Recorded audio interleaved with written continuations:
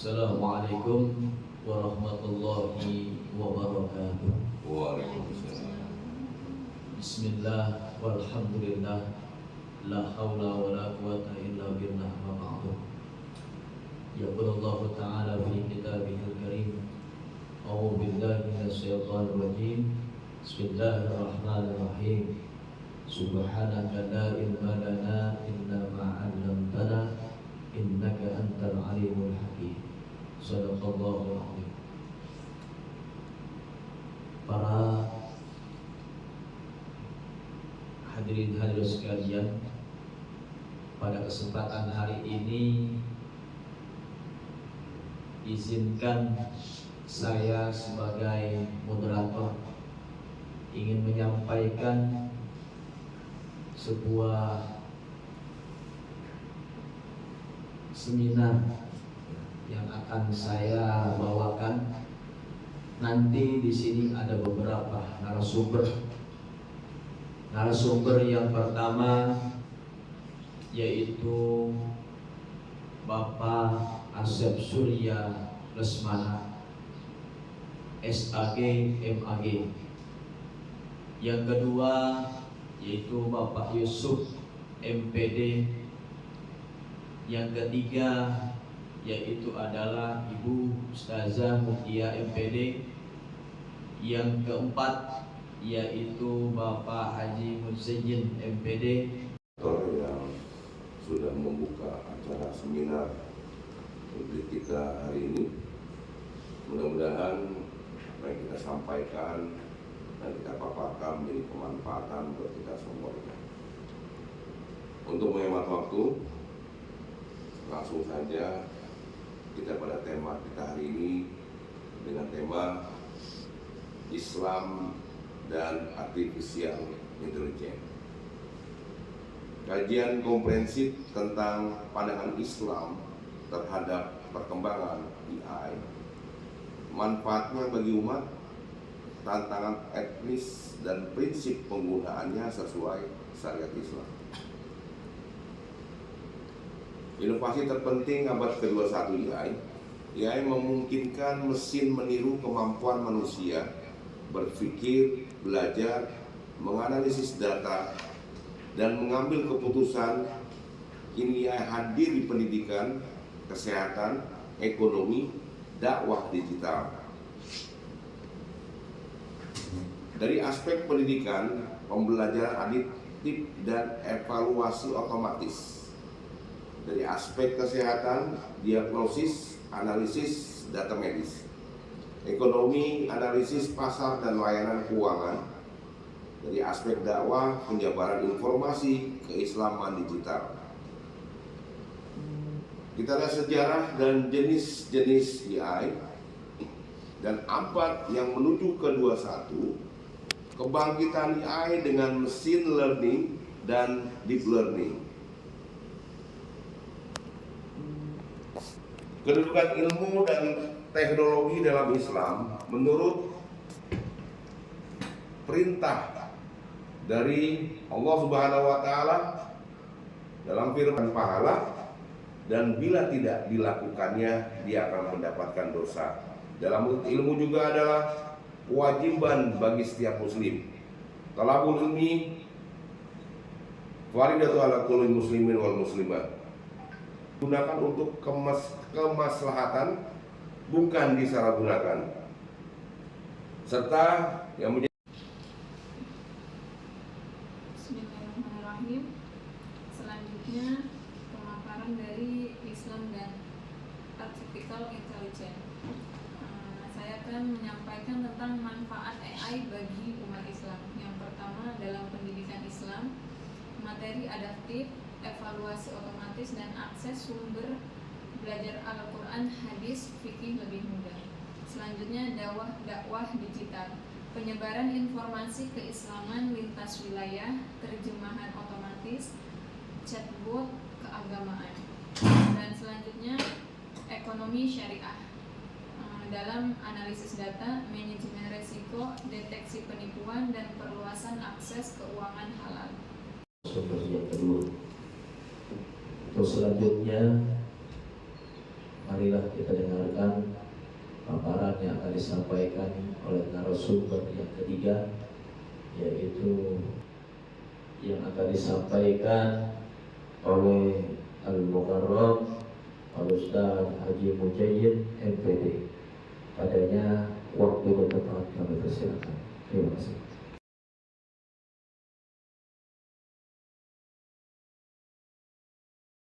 Dan seluruh peserta yang saya banggakan. Assalamualaikum warahmatullahi wabarakatuh. Waalaikumsalam warahmatullahi wabarakatuh. Semangat pagi dan salam sejahtera untuk kita semua. Izinkan saya menyampaikan paparan terkait dengan tema seminar kita pada pagi hari ini melalui virtual, sebab saya dalam perjalanan di luar negeri, sehingga memungkinkan untuk dilakukan penyampaian secara virtual ini sesuatu yang saya sangat apresiasi, sekaligus juga menjadi apresiasi kepada rekan-rekan mahasiswa program doktoral Universitas Islam Jakarta atas inisiatif yang sangat luar biasa dengan tema yang sangat relevan dengan kondisi kekinian kita di negara kita ini. Teman-teman sekalian, memperkuat apa yang sudah disampaikan oleh pemateri sebelumnya, saya hanya ingin mengangkat beberapa isu tentang penerapan AI dalam pendidikan dan penyebaran konten agama. Yang pertama soal etika penggunaan AI dalam pembuatan konten keagamaan. Yang kedua adalah bagaimana kita membedakan antara konten agama yang asli tanpa rekayasa AI, dan juga yang ketiga adalah pandangan fikih tentang pemanfaatan AI itu sendiri. Sebelumnya saya ingin mengawali dulu dengan penjelasan filosofis ya, seperti apa tinjauan Islam soal penggunaan AI dalam pembelajaran maupun juga penyebaran konten keagamaan, memperkuat apa yang disampaikan oleh kandidat doktor Bapak Asep Surya Lesmana tadi, bahwa sebenarnya ini adalah bagian dari tuntutan keilmuan ya, bahwa siapapun kita yang ingin menjadi manusia yang produktif, yang kontributif di era sekarang ini, maka AI itu adalah bagian dari keniscayaan untuk kita kuasai. Dan kalau hari ini kita menemukan itu sebagai sesuatu yang bisa mempercepat produktivitas kita, maka itu sesuatu yang sangat penting untuk kemudian kita kuasai. Dan yang kedua, ini juga sejalan dengan fungsi kekhalifahan kita sebagai makhluk Allah Subhanahu wa Ta'ala yang diciptakan untuk memakmurkan dunia, bahwa salah satu fungsi AI itu adalah bagian yang mengakselerasi kemakmuran bagi umat manusia kalau dimanfaatkan secara positif, relevan untuk kemudian kita angkat. Untuk pertanyaannya, Pertanyaan dari Askia. Assalamualaikum warahmatullahi wabarakatuh. Yang terhormat Bapak Ibu narasumber dan moderator, perkenalkan saya mahasiswa S1 SD Ganesha. Izin mengajukan pertanyaan di room chat, menyimak sambil bekerja. Alhamdulillah, walaupun bekerja masih dapat menyimak keilmuan untuk menambah pengetahuan. Pertanyaannya adalah, sejauh mana batas pemanfaatan AI yang diperbolehkan dalam syariat Islam, terutama terkait hal-hal yang menyangkut pengambilan keputusan atau pembuatan hukum Islam, ijtihad. Apakah AI kelak bisa menjadi instrumen pendukung ijtihad? Terima kasih atas kesempatan dan ilmunya. Wassalamualaikum warahmatullahi wabarakatuh. Silakan untuk narasumber untuk memberikan jawaban mahasiswa SD Ganesha tersebut. Waktu dan tempat kami persilakan. Recording. selanjutnya Itu yang akan menambahkan dari narasumber kedua, Bapak Muhammad Yusuf. Terima kasih. Silakan. Baik, terima kasih atas pertanyaannya. Jadi gini, dalam perspektif Islam, pemanfaatan AI ini pada dasarnya sebagaimana tadi para narasumber sudah sampaikan ya, itu hukumnya diperbolehkan selama digunakan untuk tujuan yang baik, tidak bertentangan dengan Al-Quran, dengan As-Sunnah dan prinsip-prinsip yang ada di dalam syariat Islam. AI juga bisa dimanfaatkan sebagai instrumen untuk mengolah data, mencari referensi dari kitab-kitab klasik maupun kontemporer, kemudian membandingkan pendapat para ulama, serta bisa dipakai untuk mempercepat proses analisis informasi yang akan kita sampaikan kepada masyarakat. Tapi ini yang menjadi titik kelemahan dari AI. Sebagai sebuah teknologi, dia tidak punya kemampuan untuk bagaimana kemudian memahami konteks sosialnya, mempertimbangkan makosid syariahnya, ataupun melakukan pertimbangan moral dan spiritual sebagaimana yang dimiliki oleh para ulama yang memenuhi syarat berijtihad.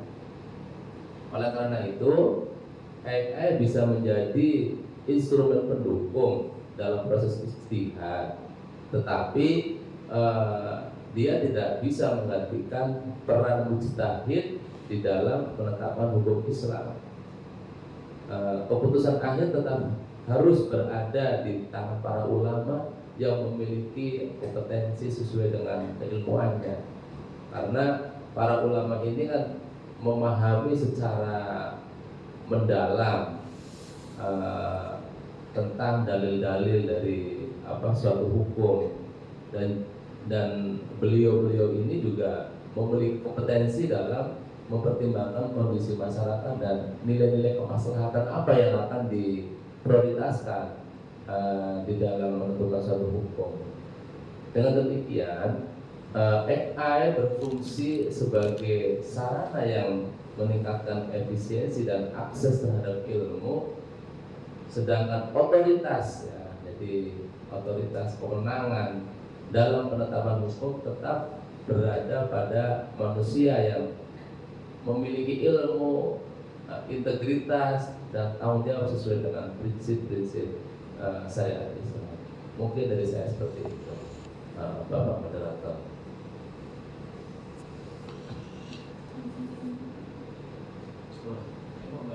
Recording in progress.